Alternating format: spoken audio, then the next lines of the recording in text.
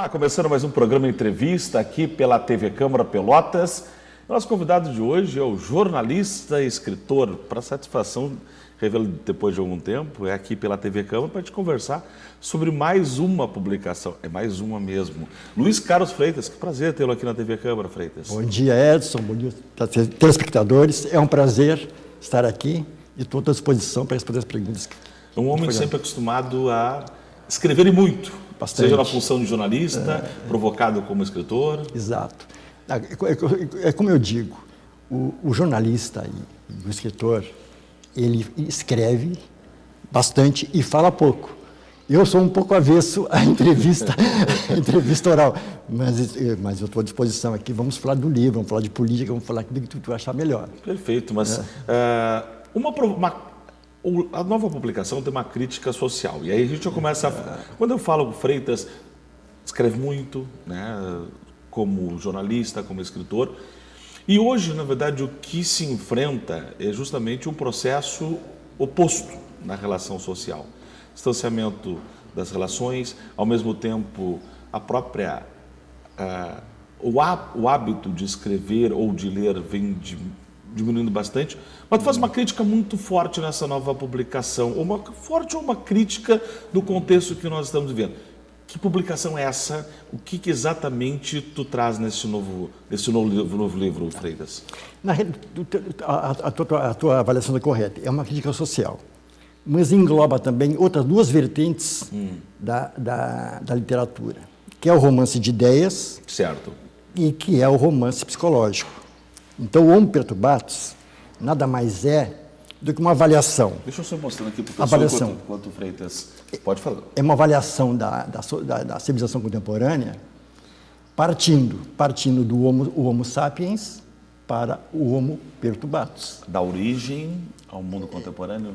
Exato, seria mais ou menos isso. Porque o que ocorre, Edson? Esse título surgiu da leitura de um artigo de um biólogo francês que se chama Jean-François Bovet. Ele é um biólogo reconhecido na França e ele tem uma teoria. A teoria dele diz o seguinte, que o Homo sapiens está evoluindo para o Homo Perturbatus. E é um artigo extenso, muito interessante, que eu até aconselho as pessoas a acessarem ao Google e lerem esse artigo. Então ele faz uma avaliação sobre o ponto de vista biológico que o Homo sapiens está evoluindo para o Homo Perturbatus. A evolução está se dando ao contrário. E eu já estava escrevendo a metade do livro, peguei o título, porque o meu assunto no livro, o tema do livro também é esse, só que é sobre o ponto de vista sociológico e psicológico e social. Entendeu? Então, ele pegou a questão sobre o ponto de vista biológico e eu peguei a questão sobre o ponto de vista filosófico e social. Certo. A tese dele passa por onde exatamente essa crítica que ele faz? Onde ele identifica que tu trouxe para essa tua publicação essa involução? Na verdade, ele nem faz uma crítica, é uma teoria, baseada em dados científicos. Ele diz, o Bovet diz e escreve que o Homo sapiens está evoluindo para um ser, automatizado, vai se tornar cada vez maior, fisicamente, mais forte. Em compensação, a inteligência regride. Então, no futuro, segundo Bovet, e eu concordo com ele nesse aspecto, nós teremos um ser humano mais forte fisicamente, mas a inteligência diminui. Estamos regredindo, então, aí que vem a regressão. Certo. A regressão aos primórdios do homem. Inteligência, em função da tecnologia, em função disso que tu estavas falando, que hoje a gente se comunica através da tecnologia. A primeira coisa que tu pessoalmente. Vou te mandar um WhatsApp, vou te comunicar pelo Face. Exatamente. Pelo Facebook. Exatamente.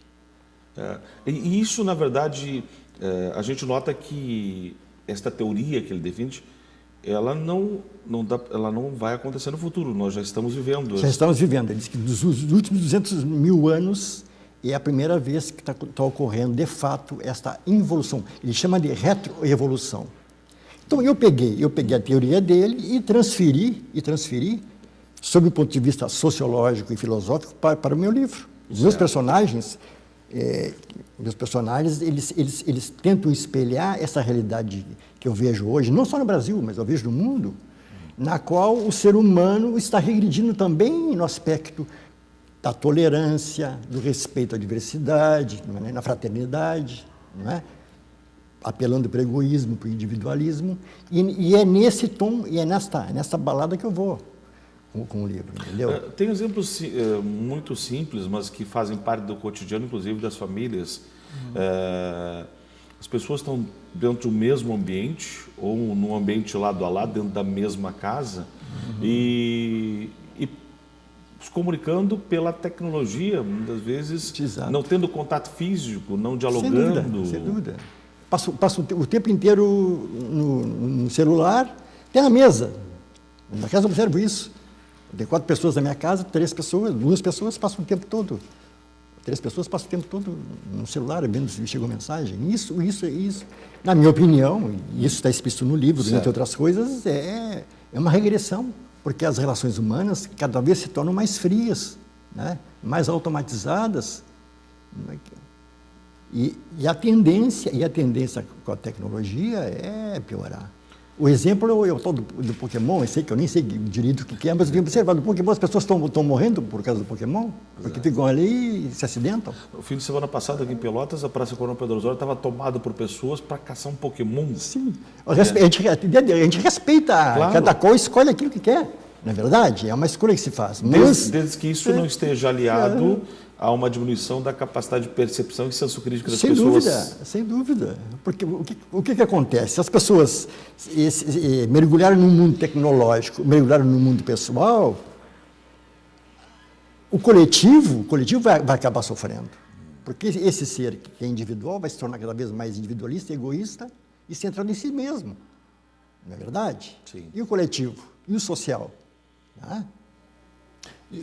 E no Homo Perturbatus, além dessas questões que a gente está conversando, eu trato da educação, da família e do Estado. E da igreja um pouco menos. Porque essas 4 instituições, a família em primeiro lugar, depois a escola, na verdade, a educação. Depois a sociedade, a igreja, é que balizam a sociedade, não é isso? O ser humano é ensinado a se enquadrar nesses 4 pilares, né? O sujeito nasce na família, a família ensina, vai para a escola, aprende alguma coisa, aí vai para a sociedade, vai trabalhar, vai se relacionar. Aí tem a igreja, vai ter uma crença, se supõe ou não. E a vida dele vai se basear nisso aí tudo. Né? Vai casar, geralmente, vai construir família, não é verdade? Vai consumir, vai ter uma casa, isso alimenta a roda social, não é verdade? Então, no livro, eu proponho uma questão. Eu proponho o seguinte: o personagem central, ele sequestra um casal de gêmeos. Um dos gêmeos ele passa para uma família de classe média alta, um dos gêmeos, e o outro gêmeo ele fica com ele e mantém em cárcere privado. Esse menino vai ser ensinado por ele é um sujeito muito inteligente, muito culto, vai ser ensinado por ele, alfabetizado por ele, e ele vai ensinar esse menino a ler. Esse menino vai ler milhares de livros. Aos 18 anos, ele é solto na sociedade, certo, em paralelo ao outro. E aí a comparação entre os dois. Aquele que viveu em sociedade e foi criado nos moldes tradicionais, e aquele que viveu em cativeiro só lendo e aprendendo. A partir daí o livro se desenvolve e toma contornos, aqui e ali. Certo. Mas o cerne, o mote do livro é essa questão. Então, essas 2 pessoas. A partir desses 2 personagens que tu cria nessa ficção, né, tu traz essa questão. Essa é uma questão a ser debatida, na minha opinião. Não, vem cá. A sociedade, o Estado, a família, está criando que tipo de ser? E a partir do momento que tu mencionas assim, uma sociedade robótica, aí nós estamos falando que uma sociedade robótica é uma sociedade que age ela está programada para isso, então ela não vai pensar, ela não vai questionar. E aí nós temos uma definição, e eu concordo com ela, que a educação é a grande ferramenta para uma revolução social, auxilia para que a gente possa ter uma transformação social. Mas a partir do momento que as pessoas vão perder essa capacidade de pensar na sociedade que vivem, nas alternativas, isso vai justamente na contramão do que se pensa. Sim, é essa dualidade que eu coloco no livro. O menino que viveu pretensamente cativo lá, no cativeiro, ele aprendeu, ele estudou, como perceptor, e leu muito. Ele não teve contato com nada externo, com tecnologia nenhuma. Ele ficou lá lendo e aprendendo. O outro menino ficou no mundo. Aprendeu, teve acesso à tecnologia, aos bens materiais, teve uma vivência normal. Aos 18 anos, os dois vão de encontro ao mundo, são soltos do mundo. O que vai acontecer com esses dois?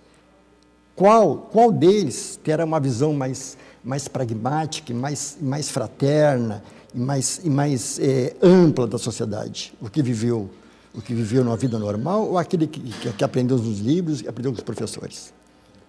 E nesse aspecto, nesse contexto, a educação sim, é o ponto central para que nós possamos reverter essa situação de hoje, na verdade. Mas eu também vejo que a educação é preciso dar uma guinada, e muito grande. Porque a educação tradicional, e eu coloco isso no livro, através de personagens também, ela está obsoleta. É preciso se buscar alternativas para a educação. Não é? É preciso criar pessoas com consciência crítica, um senso crítico, na verdade, que não sejam manipuladas. E na tua opinião, eu não sei se tu trata isso na tua obra, há como aliar a evolução do processo tecnológico e não perder esse processo pedagógico de conhecimento, de absorção de conhecimento, para que tu possa manter este ser pertencente ao contexto em que ele reside, que ele vive, que ele convive, mas que ele possa ser este questionador? Eu coloco essas perguntas no livro. Eu, pessoalmente, Edson, entendo que é necessário uma mudança rápida e eficaz na sociedade, a partir da família, na verdade. Porque a família não pode depender só do Estado. O Estado se sabe, o Estado ele é composto e ele é feito para quê? Para levar os interesses econômicos, para favorecer os interesses econômicos, ou se preocupar com o interesse econômico. A família é na família que está a base de tudo.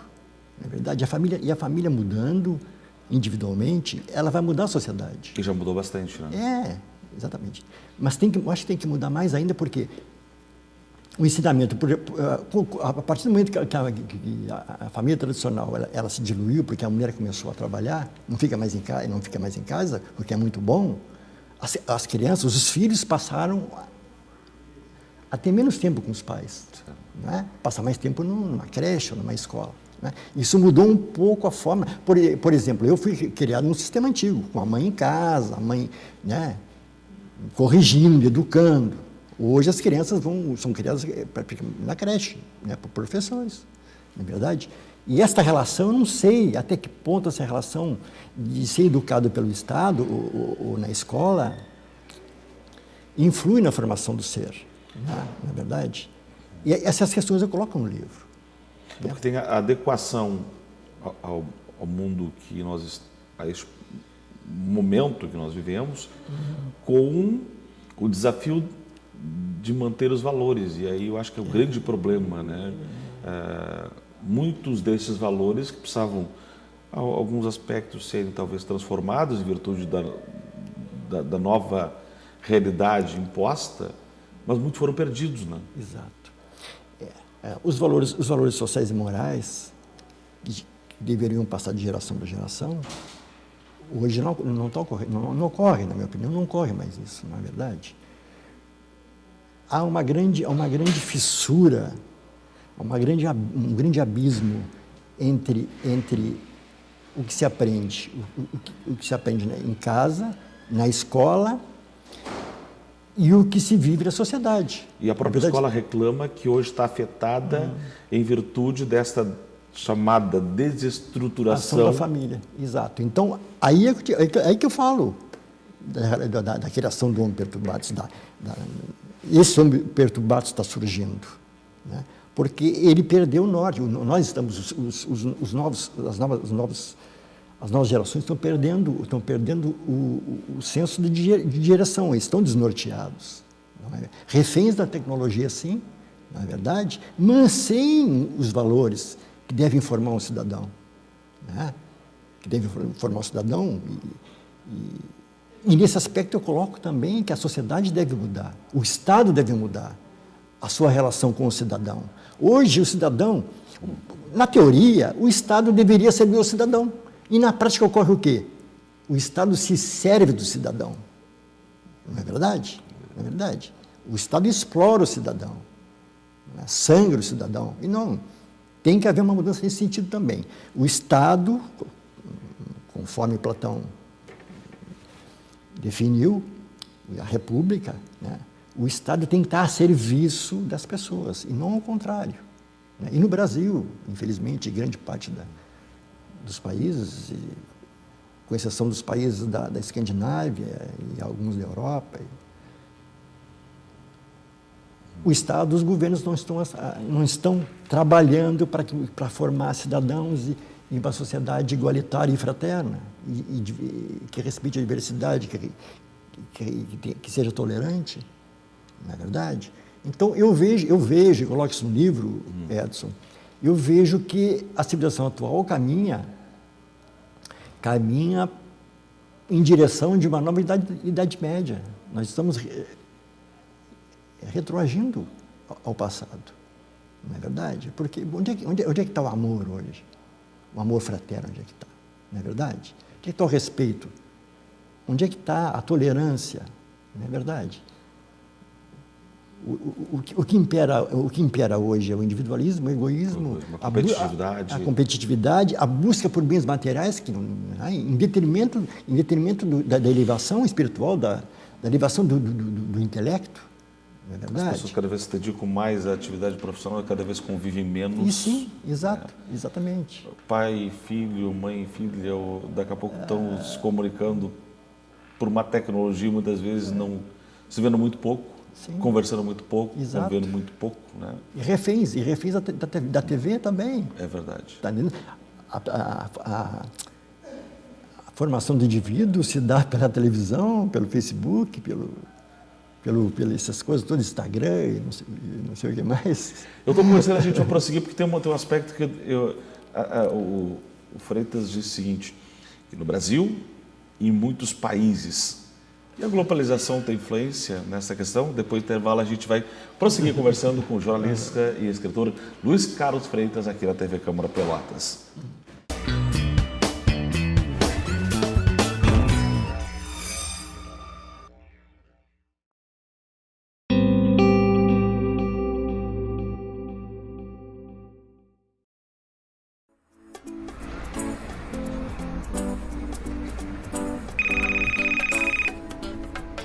That's so strange. It's like I'm inside my own head. I don't like how my voice sounds.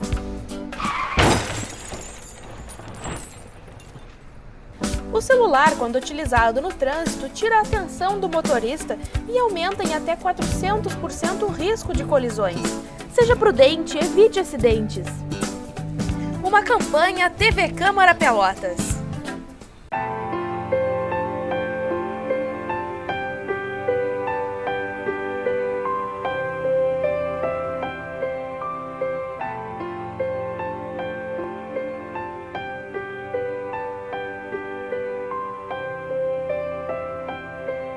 você pode mudar a história de uma vida.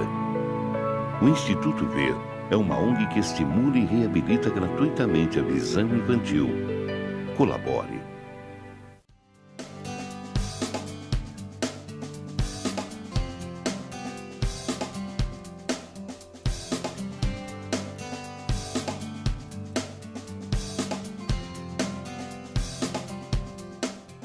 TV Câmara Pelotas, cada vez mais conectada com o cidadão.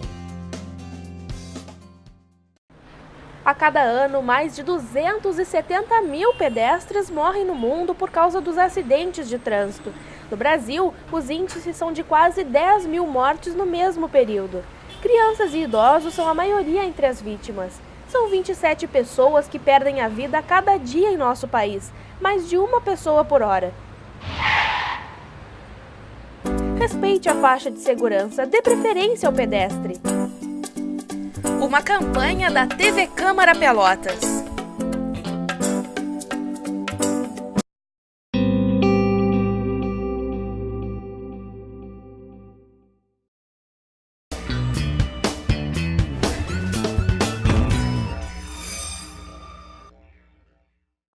Retornando aqui com o programa Entrevista pela TV Câmara Pelotas, conversando com o jornalista e escritor Luiz Carlos Freitas. Estamos falando de nova publicação, Homo Perturbados, né? Do Freitas eu falava, tu mencionou o problema do Brasil e outros países. A globalização aparece nesse problema? Ou não? Aparece. Aparece porque hoje, em função da tecnologia, em função da internet, o mundo é uma aldeia, já dizia um filósofo, né? Dizia que o mundo seria uma aldeia. E hoje realmente é uma aldeia. É uma aldeia. Tu te comunica. Eu tenho amigos na Rússia com quem eu converso todos os dias. Através do Google, a gente faz o tradutor aqui. Eu converso com o pessoal da Rússia, o pessoal do Oriente Médio, o pessoal da Escandinávia. Então, o mundo hoje é uma aldeia. E a gente vê que os problemas russos, por exemplo, são semelhantes aos do Brasil. Na Rússia e na Ucrânia, onde eu também tenho amigos, a situação econômica é semelhante à nossa. Entendeu? As pessoas não têm emprego, as pessoas estão vivendo com dificuldades, mas todas elas, a grande maioria que eu conheço, claro, têm acesso à tecnologia, têm acesso ao Facebook. Então, eles sabem o que está acontecendo no Brasil, sabem o que acontece em Pelotas. Eu sei o que está acontecendo lá numa cidadezinha do interior da Rússia, lá que eles vivem sob a neve.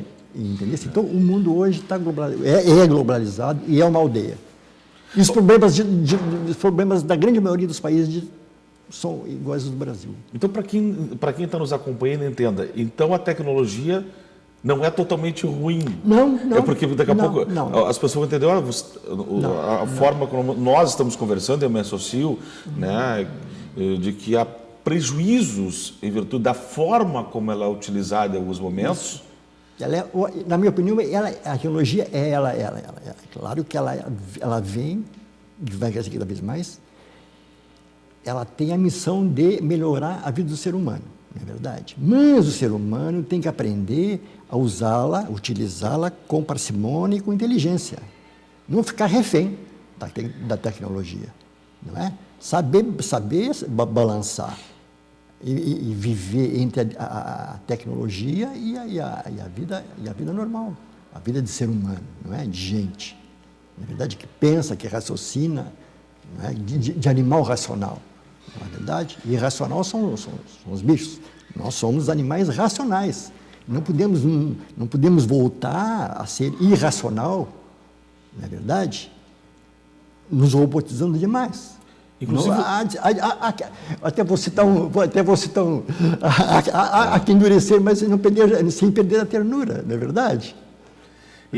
Inclusive tem um próprio idioma que foi criado que é próprio da linguagem virtual. Sim. Mas que distancia, muitas vezes, principalmente as novas gerações, do conhecimento mínimo. De português. É. Da língua portuguesa, exatamente. E isso é um dos males, na minha opinião. Porque a partir do momento que a gente vê, eu observo nas redes sociais ali, as pessoas comendo palavras ou querendo esse novo idioma, não é verdade? Onde que é a língua portuguesa, não é? E a leitura de livros, a leitura física de livros, Sim. não é verdade? Eu, por exemplo, eu levei um ano para escrever esse livro. Um ano foi um ano da minha vida escrevendo praticamente todos os dias, em paralelo à minha atividade jornalística. Eu dei um ano da minha vida. E continua justamente com... A atividade jornalística permanece. Está Sim, lá a coluna... permanece, a coluna permanece. Eu dei um ano, mas quantos jovens irão ler esse livro aqui? E se lerem, sem eu querer ser pretensioso, se lerem, eu tenho certeza que terão uma nova visão da sua própria vida e do seu futuro. Eles interpretarão a sua realidade com outros olhos, não é verdade? O que te motivou essa decisão de publicar esse livro? Não, na realidade é assim. Eu entendo que a literatura ela salva e liberta. A literatura e a leitura é o passaporte para a liberdade. Todo ser que lê, toda a pessoa que lê, ele raramente é manipulado pela mídia ou por quem quer que seja. Ele se torna um sujeito, um indivíduo que toma suas próprias decisões. Nunca é levado, jamais, claro, jamais a gente nunca diz, mas raramente ele é manipulado pelos políticos, pela mídia, pela propaganda, não é verdade? Ele aprende a pensar por si mesmo, né? É por isso que a leitura é tão importante. É por isso que eu, que tenho 60 anos hoje, e leio desde os 6 anos, quando eu fui alfabetizado, e li milhares de livros, continuo escrevendo, porque eu tenho esperança de que uma pessoa, ou 2, ou 10 pessoas leem os meus livros, entendam a minha mensagem, e digo, olha, esse sujeito, esse escritor, ele tem razão. É preciso ler, é preciso aprender, é preciso pensar por mim mesmo.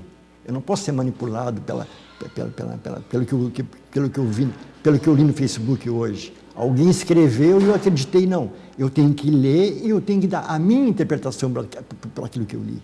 Porque o problema, muitas vezes eu converso com alguns colegas e digo, o problema, tu não pode, por exemplo, a televisão, que é ainda um meio de produção e disseminação massiva. Né? O problema não é tu assistir determinadas produções, o problema é tu saber definir e tu saber filtrar, ter o senso crítico. Senso crítico em cima daquilo que está sendo exibido naquele momento. Né? E o que normalmente se acompanha das pessoas, em boa parte, é que elas, ao invés de questionar, elas reproduzem exatamente o que está ali. Sem pensar, sem analisar e sem fazer a crítica, a sua própria crítica. É aí que entra a leitura. E a leitura, ela é incentivada na família, deveria ser incentivada na família e, sobretudo, na escola, Edson. Sobretudo na escola. Claro. Não é verdade? O problema é que uma sociedade que não lê, uma sociedade que não tem a educação como base a família, ela é uma sociedade muito mais fácil de manipular, ainda mais em momentos como nós estamos nos aproximando. É um momento político, por exemplo, e que as pessoas, né, acabam, muitas vezes, sendo muito mais alienadas do processo. Exato. Isso gera desigualdade social, e a desigualdade social gera o quê? O aumento da criminalidade. Porque a pessoa que não tem acesso a tudo que a mídia e a propaganda planta na mente das pessoas, tem um tênis da moda, uma camiseta da moda, e o coitadinho... Expressões e gírias que está saindo todo mundo falando a mesma Exatamente, coisa. E o coitado lá não tem condições, a família não tem condições de comprar, de repente ele pensa assim, sabe uma coisa, eu vou roubar para ter aquilo que a Teresa está dizendo que é bonito ter. Que só assim eu vou me inserir na sociedade, só assim eu vou ser aceito na Até sociedade. porque se eu não tenho, eu me sinto excluído do processo das minhas relações. Exato, exato. Então o cara tem que ter o celular mais moderno, o tênis mais bonito, a camiseta mais bonito.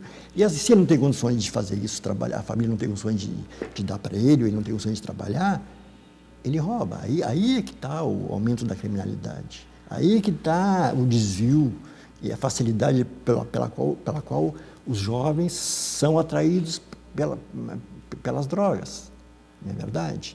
Então, as grandes questões da sociedade, sem querer ser pretensioso, as grandes questões, a maioria das grandes questões da sociedade atual, elas estão no mundo perturbado, estão nesse livro aqui. Isso tudo te motivou a publicá-lo?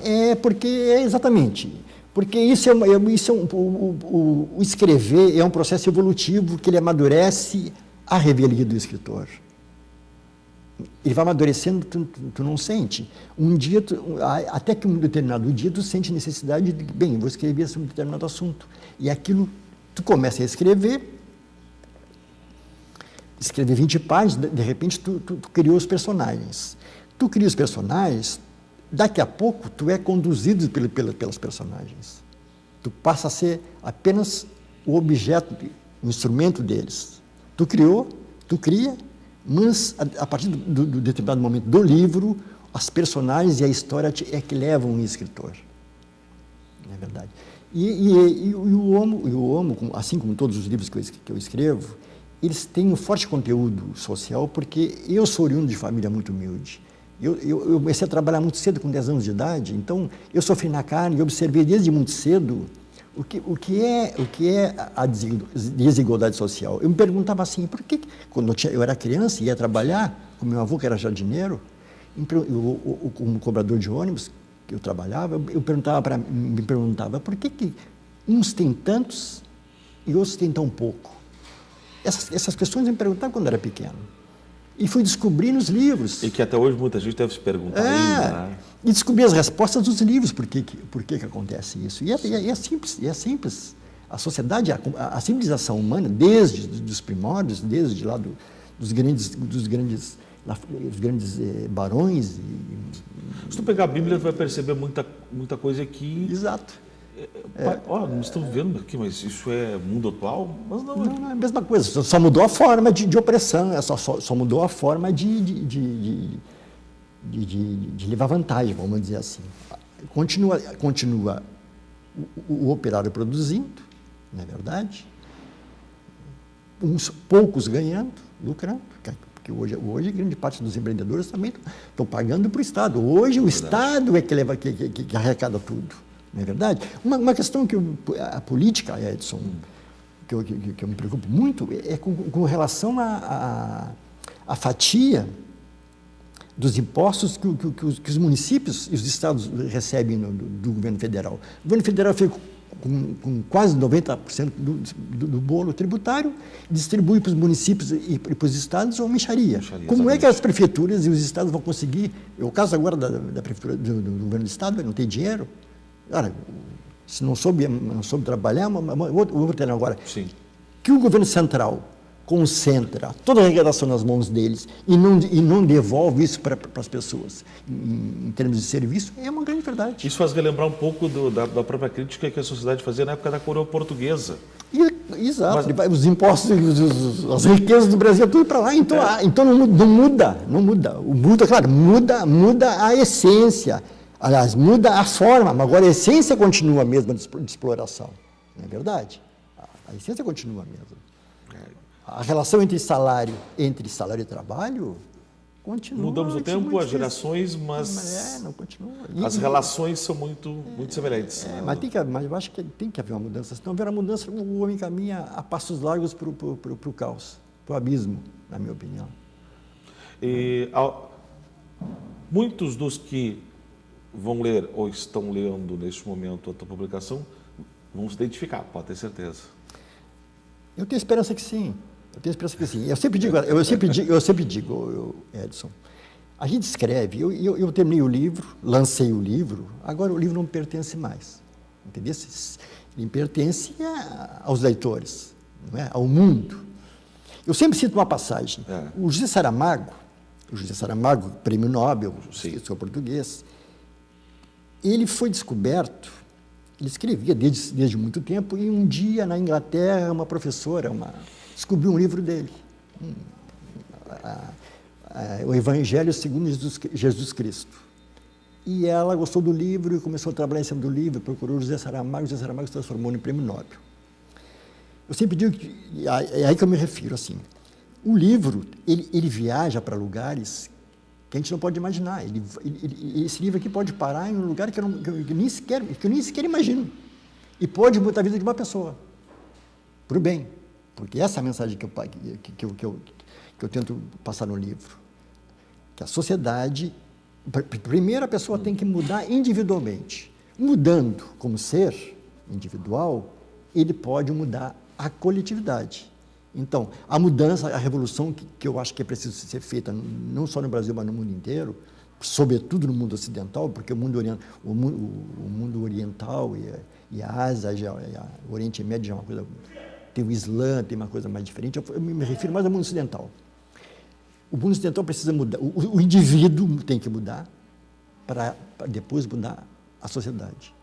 E essa é a minha mensagem do livro. E a grande revolução na sociedade, ela não passa por uma revolução armada. Não. É a revolução íntima primeiro.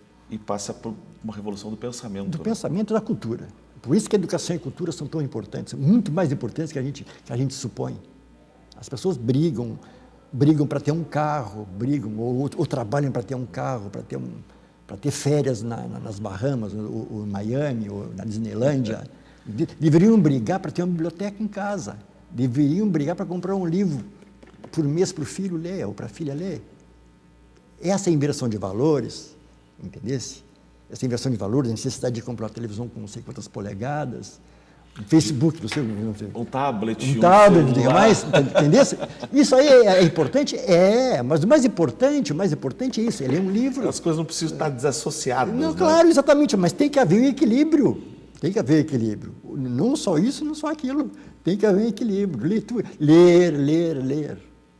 A formação do ser humano e a melhoria do ser humano, do ser como humano, está na educação e na leitura, na literatura, na leitura. Como Perturbas pode ser encontrado onde é que está à disposição? Esse livro foi lançado dia 28 de agosto, na Livraria Mundial. E está à venda lá na livraria. Livraria Mundial. Na 15 de novembro, quase esquina 7 de setembro. Certo. Só procurar o Marcos Macedo lá, que o livrinho está lá. Ótimo. À disposição. Algum detalhe para a gente colocar ainda a respeito dessa nova publicação? Mais uma do Luiz Carlos Freitas, que continua com a vida como jornalista. Continua. Vem outra obra por aí ou parou?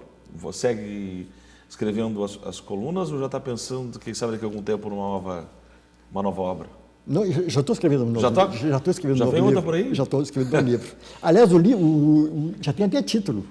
O título do livro é Ninguém. Ninguém. E eu posso até antecipar o personagem. O personagem é negro, órfão, favelado e homossexual. Que provocação social, hein? E o nome do livro é Ninguém. Eu estou com 40 páginas prontas. Assim que a gente puder conversar, teremos de volta. Que provocação social. Exatamente. Mas é essa a tarefa do escritor, na minha opinião. O escritor é um cronista do seu tempo. Se ele não escrever para tentar melhorar a sociedade e as pessoas, ele não tem razão de ser, na minha opinião. Respeito a opinião dos outros, respeito quem escreve de outras formas, mas a minha opinião é esta. O escritor é um cronista do seu tempo, e ele tem a obrigação, enquanto escritor, de tentar melhorar o ser humano individualmente e a coletividade. E isso eu faço, eu posso mudar um ou dois, não importa a quantidade, importa que eu mude um ou dois, ou 10, ou 1000, ou 1 milhão, ninguém sabe. Luiz Carlos Freitas, foi um prazer enorme te receber aqui na TV Câmara. O prazer foi meu. Sempre um bate-papo muito agradável, né? E que eu tenho certeza que muita gente se sentiu provocado, pelo menos, de parar e refletir. Isso já é importante, né? Eu fico feliz de ter vindo aqui, aceitar o teu convite, porque eu sou refratário, tu sabes bem, eu sou refratário à entrevista por timidez e porque eu não gosto realmente. Mas sempre é um prazer ser entrevistado por ti e estar aqui na TV Câmara. Foi um prazer realmente. O prazer foi meu. Muito obrigado, Luiz Carlos Freitas. Ficamos por aqui. O programa Entrevista volta numa próxima oportunidade com um novo tema aqui na TV Câmara Pelotas. Um forte abraço e até lá.